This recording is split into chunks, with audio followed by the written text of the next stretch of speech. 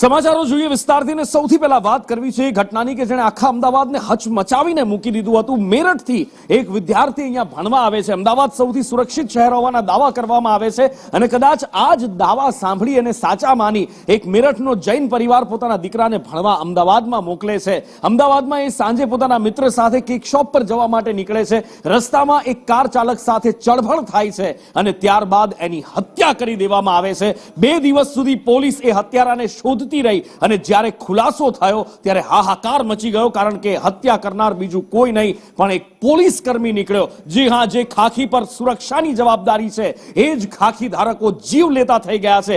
બોપલ વિસ્તાર જે ગુંડાઓના આતંકથી અછૂતો હતો એને પણ અભડાવનાર એક પોલીસ કર્મી જ નીકળ્યો છે। જિગ્નેશ પાસેથી જાણીએ, જિગ્નેશ, આ પોલીસની શાખ ઉપર, કારણ કે અમદાવાદમાં છેલ્લા ઘણા સમયથી લુખ્ખાઓ ગુંડાઓ બેફામ બન્યા છે અને એમાં જેના પર જવાબદારી કાયદો વ્યવસ્થા શાસનની છે એ ખાખીધારી જે પોલીસ કર્મી જો હત્યારો નીકળે તો આખરે કહેવું તો કહેવું કોને, કરવું તો કરવું શું, એ સવાલ અમદાવાદની અંદર છે।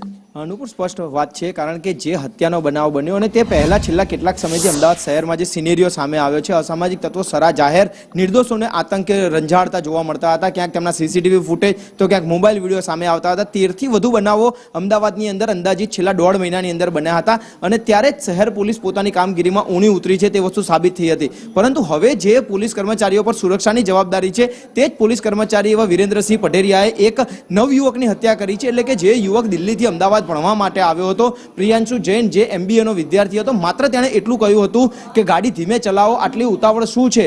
તે જ બાબતનો વેર રાખી અને વિરેન્દ્રસિંહ પટેરિયાએ તેની ઓવરટેક કરી, છરી વડે હુમલો કર્યો અને હુમલો કર્યા બાદ હત્યાને અંજામ આપ્યો। હત્યાને અંજામ આપી વિરેન્દ્રસિંહ પટેરિયા ગણતરીના મિનિટોની અંદર જ જે બોપલ વિસ્તાર છે ત્યાંથી સરખેજ ખાતે આવ્યો અને ત્યારબાદ તે એક ખાનગી ટ્રાવેલ્સમાં બેસી અને પંજાબ સુધી જતો હતો। પરંતુ હતો ત્યારે થઈ કે તેણે જ્યારે પોલીસ સ્ટેશનમાં તાત્કાલિક સિક લીવની પોતાની અરજી લખાવી હતી કે તે બીમાર છે અને પોલીસ સ્ટેશન કેટલાક દિવસો નહીં આવી શકે અને ત્યારબાદ જ્યારે બોપલ પોલીસે સ્કેચ જાહેર કર્યો આરોપીઓનો અને અચાનક જ પોલીસ કર્મચારીનું ગાયબ થવું, તે વાત લઈ અને કેટલુંક અજુગતું લાગ્યું હતું, જેથી અમદાવાદ શહેર પોલીસે પણ ખાનગી રાહે તપાસ કરતા વિરેન્દ્રસિંહ તેના કેટલાક મિત્રો સાથે પાર્ટી કરી અને ઘરે આવતો હતો અને તે સમયે આ બનાવ બન્યો હોવાનું તેમને જાણમાં આવ્યું હતું। જે અંગે ઉચ્ચ અધિકારીઓને ધ્યાન દોરતા તાત્કાલિક વિરેન્દ્રસિંહ પટેરિયા ક્યાં જાય છે તેની લોકેશન મેળવતા, તેની માહિતી મેળવતા પંજાબ બોર્ડર પરથી તે ઝડપાયો છે અને હવે તેને પંજાબથી અમદાવાદ ક્રાઇમ બ્રાન્ચની ટીમ છે તે અમદાવાદ લાવી રહી છે અને બોપલના ગુનામાં સત્તાવાર તેની ધરપકડ કરી અને વધુ કાર્યવાહી પોલીસ દ્વારા કરવામાં આવશે। પણ જિગ્નેશ, ઘણા બધા સવાલો અહીંયા આગળ હજી પણ એમના એમ ઊભા છે। જોકે એને લાવવામાં આવશે વિરેન્દ્રસિંહને, પછી બધા ખુલાસા થશે, પણ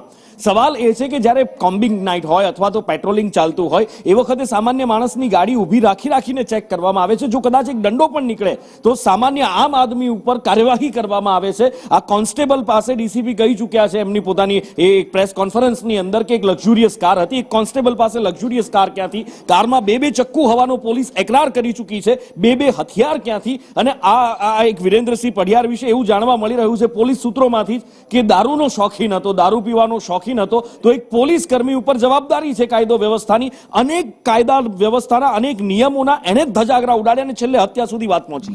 સ્વાભાવિક છે, વિરેન્દ્રસિંહ પટેરિયા જો આ એ જ વ્યક્તિ છે કે જેણે અગાઉ સેટેલાઇટની અંદર પણ કદાચ સસ્પેન્ડ કરવામાં આવ્યો હોવાનું પોલીસ સૂત્રો કહી રહ્યા છે। અગાઉ પણ તે સેટેલાઇટ પોલીસ સ્ટેશનમાં હતા ત્યારે મારામારી કરી ચૂક્યા હતા, તેમાં તેમના વિરુદ્ધ ગુનો નોંધવાની સુધી તજવીજ આવી હતી, પરંતુ આખરે ગુનો ન નોંધાતા તેમને ડિસિપ્લિનરી ખાતાકીય તપાસ કર્યા બાદ તેમને સસ્પેન્ડ કરવામાં આવ્યા। તેમને અલગ અલગ પોલીસ સ્ટેશનોમાં નોકરી આપવામાં આવી અને હવે લગભગ 3 મહિના પહેલા તેઓ સરખેજ આવ્યા છે। પરંતુ જે વાત છે કાયદો અને વ્યવસ્થાની તથા પોલીસ ચેકિંગની કે પોલીસની કામગીરીની, સીધી રીતે જ્યારે પણ કોઈ પોલીસ કર્મચારી પોતાની ગાડી લઈને પસાર થતો હોય છે ત્યારે અન્ય પોલીસ કર્મચારીઓ તેને ચેક નથી કરતા અને તે જ વાતનો છૂટો દોર છે તે આવા કેટલાક પોલીસ કર્મચારીઓ લેતા હોય છે। અને જે પ્રમાણે અમદાવાદ ગ્રામ્યના હેડક્વાર્ટર એસપીએ કહ્યું હતું કે 2 ચપ્પા વડે હુમલો કરવામાં આવ્યો છે અને લક્ઝુરિયસ કાર હતી, પરંતુ જ્યારે સીસીટીવી ફૂટેજ સ્પષ્ટ થયા ત્યારે તે એક SUV કાર હોવાનું સામે આવ્યું હતું અને તે SUV કારમાં જે વિરેન્દ્રસિંહ પટેરિયા છે તે ત્યાંથી પસાર થતો હતો અને તેને આ હત્યાને અંજામ આપ્યો। પરંતુ જે 2 છરી અંગેનું જે નિવેદન સૌપ્રથમ જે પ્રિયાંશુનો મિત્ર જે હતો, જે હાજર હતો અને તેને પોલીસ સ્ટેટમેન્ટમાં જણાવ્યું હતું, તેને લઈ અને પોલીસ તપાસ કરી રહી છે કે આખરે જો તેની પાસે 2 હથિયાર હતા તો શા માટે આટલું લાંબુ અંતર ક્રોસ કરી ચૂક્યો, શા માટે તેની ગાડી અગાઉ કોઈ જગ્યાએ રોકવામાં ના આવી, તે ક્યાં જઈને આવતો હતો, શું ખરેખર તેને દારૂ પીતો હતો કે કેમ, પોલીસ સૂત્રો ઘણું બધું કહી રહ્યા છે। પરંતુ સત્તાવાર જ્યારે પોલીસ કાગળ ઉપર આખો તેનો સિનેરિયો લેશે, આખા કેસની તપાસ થશે, ત્યારબાદ તમામ જે વણ ઉકેલાયેલી કડીઓ છે તે સામે આવશે અને આખા કેસનો છે તે ભેદ ઉકેલાશે। બિલકુલ, એટલે હવે ઇંતજાર રહેશે કે શું સજા આપવામાં આવે છે। ભલે લક્ઝુરિયસ કાર કહેવાય હોય પણ એ પછી એક SUV કાર આવી હોય, પણ એક કોન્સ્ટેબલના પગારમાંથી શું SUV કાર 12 થી 17 લાખની વચ્ચે મળતી હોય છે એ પણ આવવી શક્ય છે ખરી. ઘણા બધા સવાલો છે આની અંદર, કારણ કે સુરક્ષા અમદાવાદીઓની છે, બહારથી ભણવા આવતા અથવા તો બહારથી અહીંયા નોકરી ઓટલોની શોધમાં આવતા લોકોની સુરક્ષાની છે, અને એમાં પોલીસ ઊણી ઉતરી રહી છે એ વાત અહીંયા ઉડીને આંખે વળગે છે.